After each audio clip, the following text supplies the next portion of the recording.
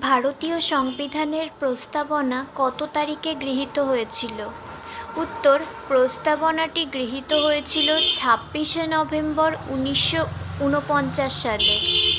Next, সংবিধানের কোন অংশে প্রস্তাবনা রয়েছে? উত্তর: প্রস্তাবনা সংবিধানের কোনো নির্দিষ্ট অংশের অংশ নয়, বরং এটি এর ভূমিকা হিসেবে কাজ করে।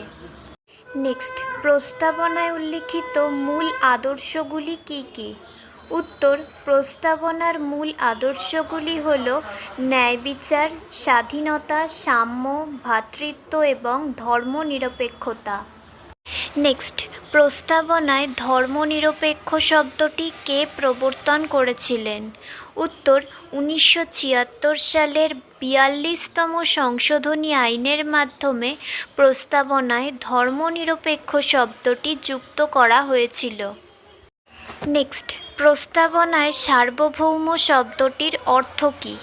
উত্তর: সার্বভৌম বলতে বোঝায় যে ভারত একটি স্বশাসিত এবং স্বাধীন জাতি। নেক্সট অ্যান্ড ফাইনাল কোয়েশ্চেন, প্রস্তাবনায় সমাজতন্ত্রী শব্দটির তাৎপর্য কী?